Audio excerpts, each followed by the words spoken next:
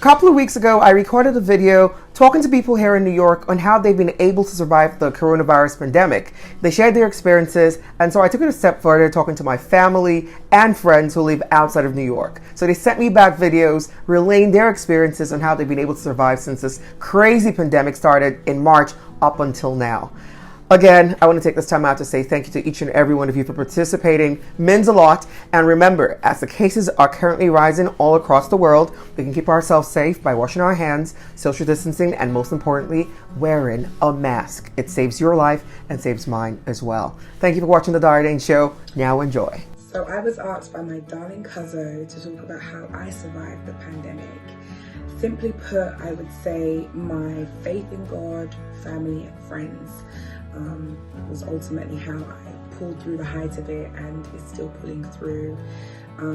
Having my faith in God just really gave me something to focus on, because it got scary, hearing how many people died and were ill, and at certain points we all felt ill. But yeah, God just pulled us through, and we're trying to survive. Here in Trying to be because restrictions are a bit much. We have to wear a mask out in the streets, in the car, even if you're with people you live with. So there's a lot of things you have to survive. Hi, I'm Uju from Nigeria, and basically during the quarantine period here, I stayed safe firstly by following the rules given to us by the federal government through the NCDC. Stay home, which was the first things first. Stay home, wear your mask if you had to go out, wash your hands regularly, and sanitize, never stop sanitizing. Hi, my name is Sam, and I am a girl from Barcelona, Spain. How did I survive through the pandemic? Well, first of all, I remember that on January I traveled to New York City. For me, the best city. Hi everyone, my name is Hugo, I'm from Mexico City. And well, my good friend Dayo asked me to make a little piece of video to share with you how I have survived the pandemic. So just a quick brief about what I used to do before the pandemic. I used to be a motorcycle tour leader, so I used to travel a lot. I was always leading tours, riding motorbikes all around the world, so it was great fun and a lot of traveling. So with the pandemics, of course, traveling got banned, and actually the companies to travel for had to stop doing business. So that was a big hit. So I'm basically unemployed now. But through these times, I decided to use my time.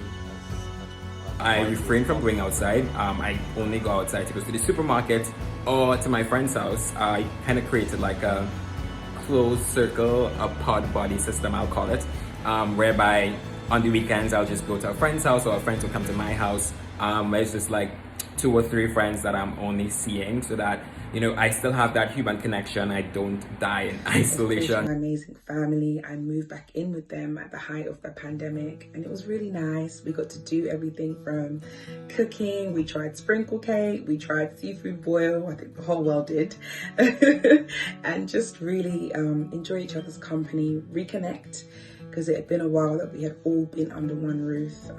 I'd probably say Christmas would have been the last time, so that was nice. My friends, of course, without having to physically see them, we still had things like house party and FaceTime and WhatsApp video calls, and that was really nice to just stay in touch. Long, tough one, but yeah, we thank God things are, easing up gradually. Netflix was my best friend. The challenges on Instagram kept me going. I will watch them, I will laugh, and just leave. There's nothing we could do about it. It was beyond our control. We just had to stay safe for ourselves and stay safe for our loved ones. I would, video call my friends or video chat with them and stuff over the internet. That was just our life for this period, like our new way of living. Here we are at my little workshop. I built this little workshop myself, which was a great project to start with. It was great fun, and now I'm working here. So then I decided to give it a twist to this original project, with the situation currently that the kids have to be taking lessons from school, from home, virtual learning and all that stuff. So I decided to modify my original design a little bit and make it for kids. So maybe you can see it's just a bit of a mess here. So I've got my little tables here. I just finished. Got some chairs back here. So these are some folding tables, and it's a pretty nice design because parents will have to take kids to work with them, or maybe leave them at grandmom's house or something, so they can go with their little table. So I'm planning on starting to sell them probably next week. So I'm almost done with the website and all the social media stuff. So that's one of the projects I became a pescatarian and cut out meat out of my diet. I started 3 online classes from the Interaction Design Foundation at Harvard. 100 not to go out, but if I had to go out, it was important for me access to to do my so. church, being able to still go in. A very small number of us were able to go in and help do the online service, and I got to lead worship on some of those days. So it really helped to just be able to encourage others while encouraging myself. I've struggled a lot, running out of money and savings. There's not much left in that savings account, and but I've got so many good friends all around. Everybody's super supportive. So I just wanted to say, don't get desperate. Just keep working hard. Try to work smartly and stay positive, and develop the ability to spot for opportunities.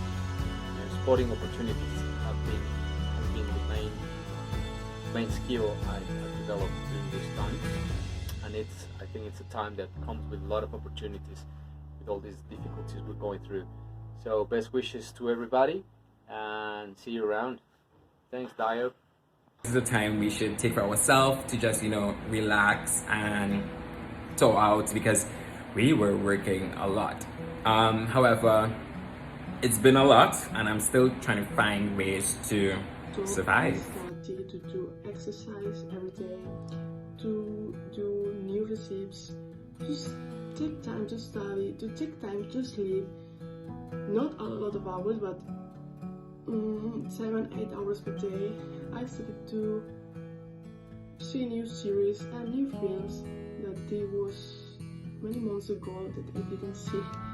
I didn't have seen any of them, and I took time to be positive, to do meditation, to express myself more to me and to If you're not coping well, speak up. It's important to have a close unit around you to help support you, pray for you, and spend time with you when need be.